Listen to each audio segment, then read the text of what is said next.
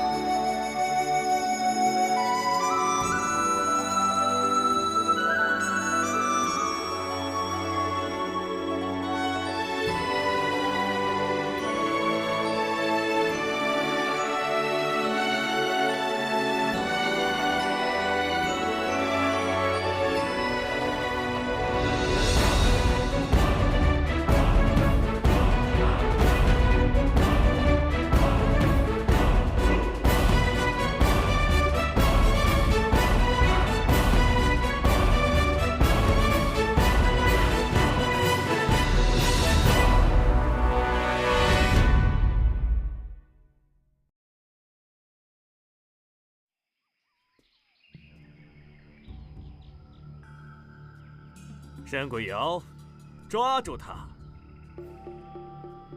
云丹，无极之渊在什么地方？山鬼瑶，九宫里所有人都视你为叛徒、敌人，认为你早就和灵一样，为了目的不惜一切。本来我对你还抱有希望，认为终有一天你会回心转意，但现在我错了。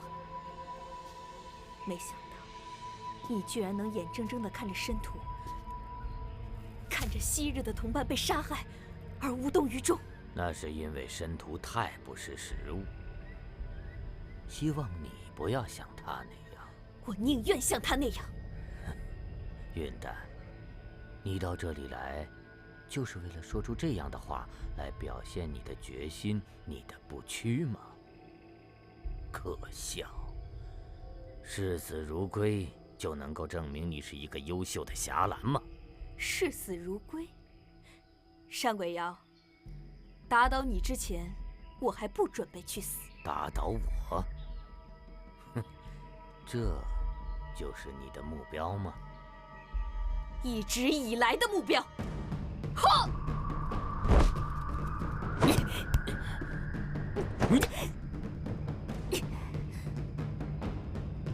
告诉我无极之渊的位置，否则就像杀掉申屠那样杀掉我吗？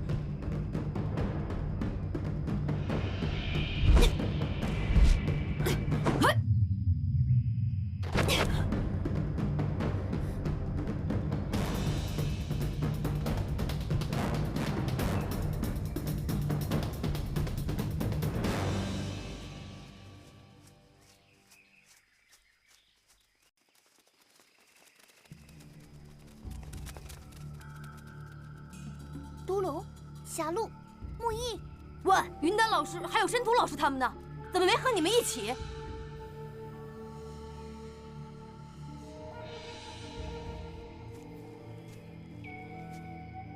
云丹，你我之间的实力差距，你应该很清楚。我不马上打倒你，是因为我更喜欢简单的方式。说吧，只要说出无极之渊在什么地方，你就可以安全离开这里。我保证。你保证？山鬼阳，你还记着霞兰的尊严，还记得曾经的誓言，还知道霞兰之名意味着什么吗？我早已不是霞兰，所以你不用拿9公岭那一套来压我。你现在该做的就是告诉我无极之渊在什么地方，然后拼命的逃，躲起来，活下去。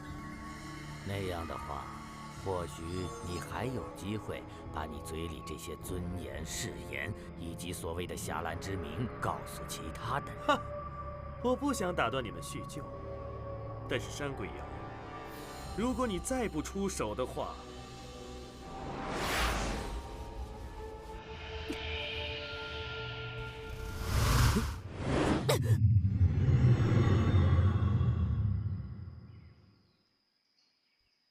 原来是这样。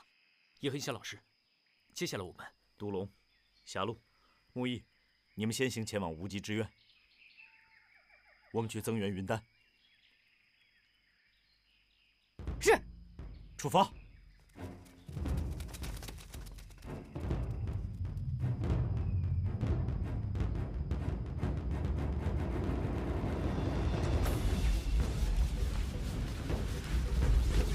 是。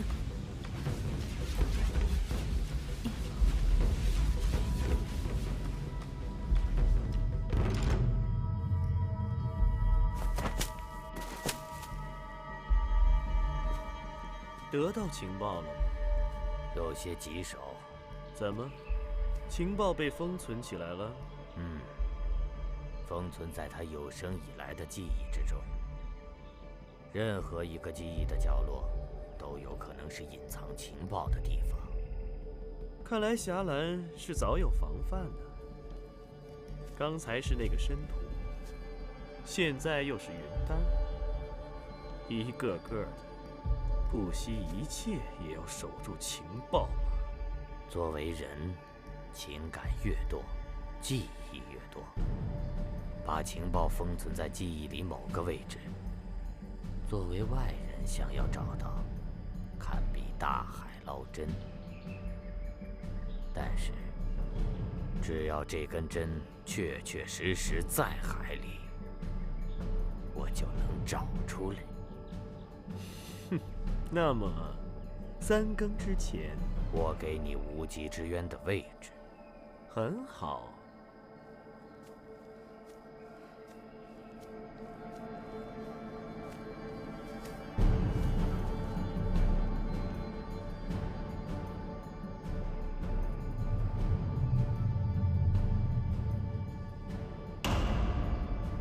这东西你已经用不着了。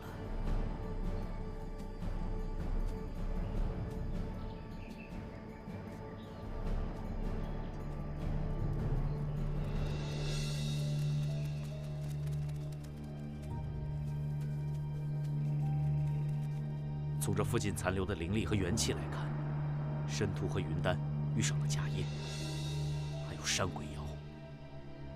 贾叶，山鬼瑶。陈月，探知这块霞兰蝶。叶痕熙老师，你是说这霞兰蝶里面有云丹老师留下的信息吗？陈月、碧婷，把探知到的结果传递给大家。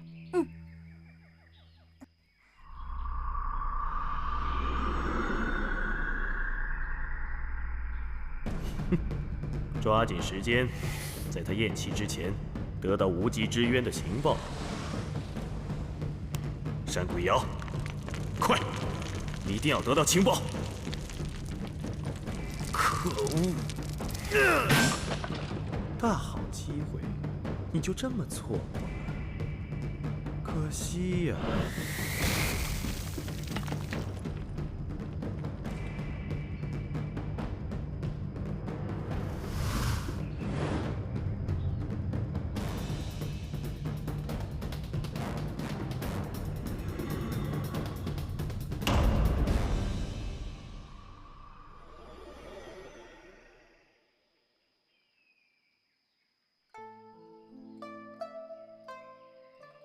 我会把目前的情况上报9公里。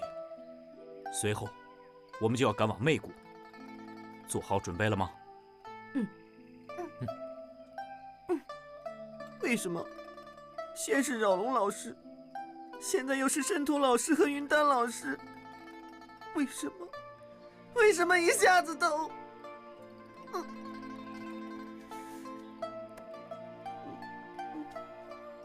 游不动。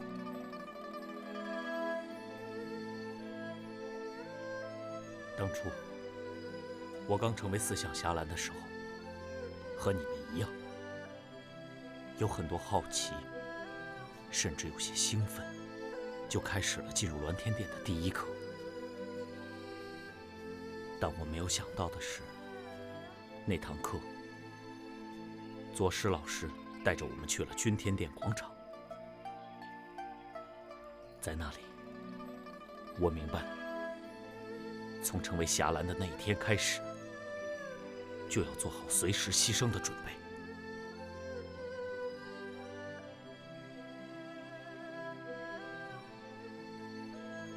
我记得老师当时这么说道：每一个人都身处一个属于自己的时代，而在这个时代，是选择安逸的生活，还是选择苟且偷生，还是为了守护光明而舍命斗争，都取决于自己。我们选择了成为侠岚，选择了站在这里，那么就把眼泪化作力量吧。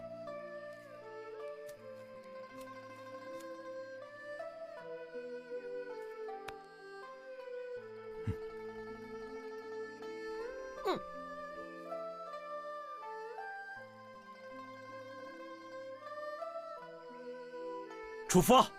是。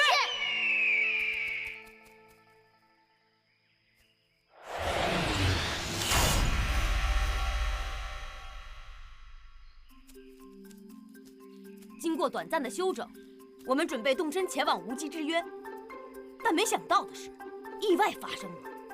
申屠老师遇害，云丹老师被抓到了媚谷，命悬一线。接下来，我们将要前往媚谷，营救云丹老师，阻止灵的行动。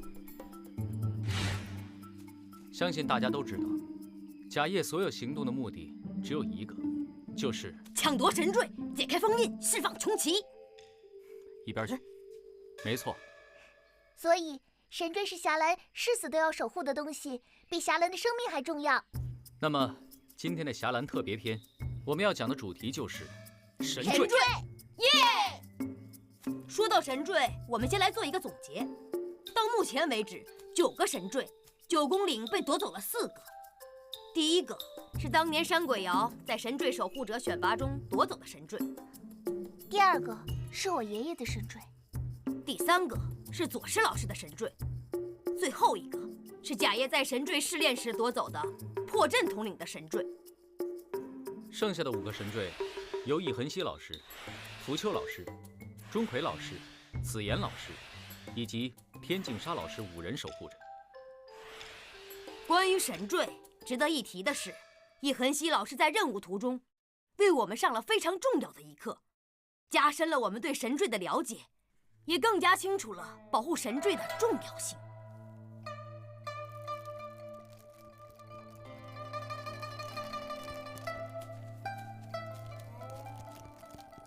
易恒熙老师，我们准备好了，出发吧。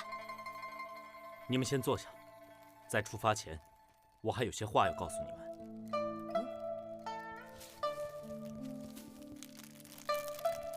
接下来，我要告诉你们一些有关神坠的重要信息，你们一定要仔细听好。神坠？虽然你们还不是神坠守护者，但也一直在努力地守护着神坠，为了阻止灵、阻止贾叶而战斗着。你们的勇气和决心不容置疑。眼下，侠岚和灵势必会有一场大战。有关神坠的情况，我想是时候告诉你们了。展池，你还记不记得以前我说过的神坠是什么？记得，在第1堂课的时候，伊恒熙老师就说过，神坠是9位上古侠岚铸成的，里面蕴含着上古侠岚的精纯元气。上古侠岚就是靠神坠镇住了穷奇。上古大战之后，神坠一代代的流传了下来，由后代侠岚保管。那些拥有神坠的侠岚，就是神坠守护者。要成为神坠守护者，首先要经过层层选拔，晋升为太极侠岚，最终通过神坠守护者选拔出新的神坠守护者。在选拔出新的神坠守护者后，接下来要进行的就是神坠的传承。传承仪式最关键的一步，就是从上一代守护者体内取出神坠。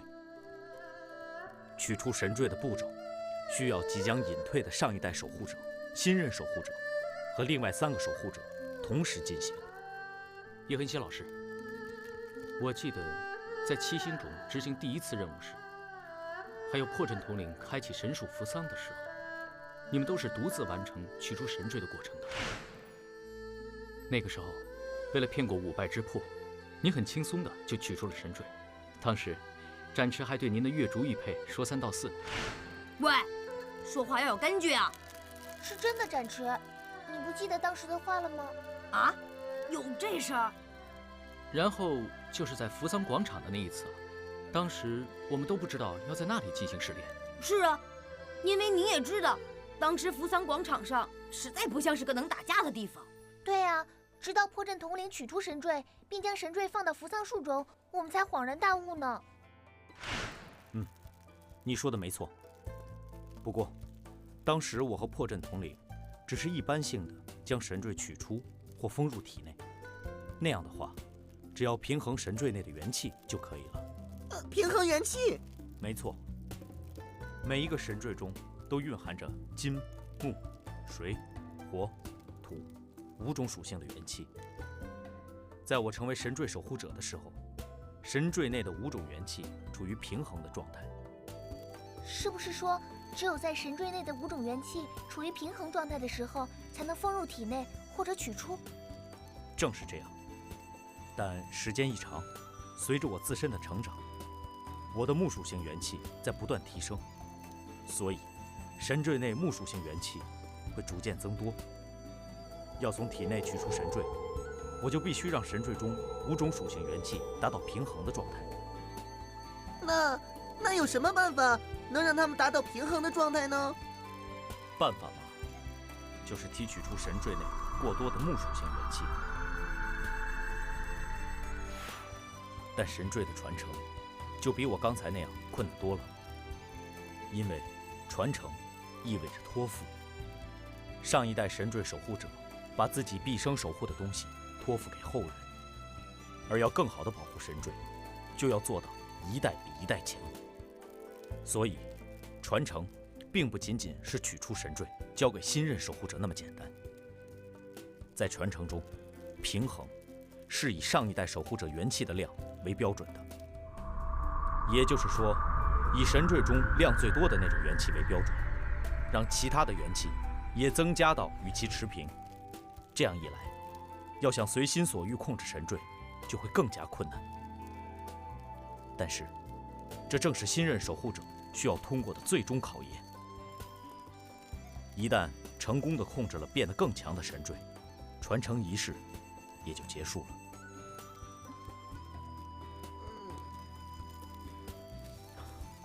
好了，你们还有什么问题吗？叶恒熙老师，刚才你说的关于神坠传承的仪式，山鬼瑶知道吗？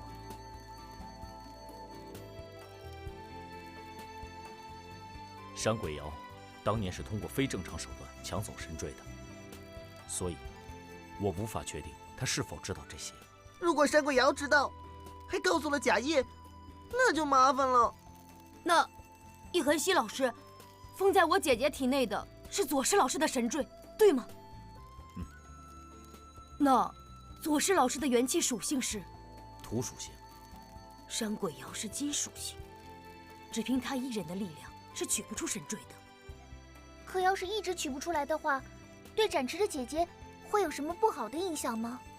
本来，把神坠封入普通人体内是绝对没可能的。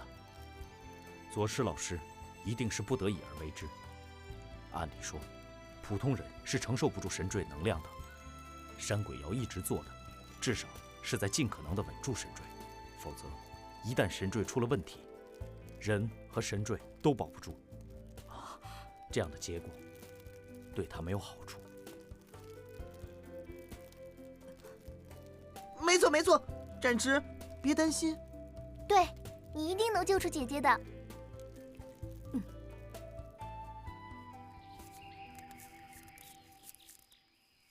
好了，虽然山鬼瑶和贾叶他们暂时无法取出神坠，但接下来的任务越来越关键，我们还是要提高警惕，以应对接下来可能出现的种种危机。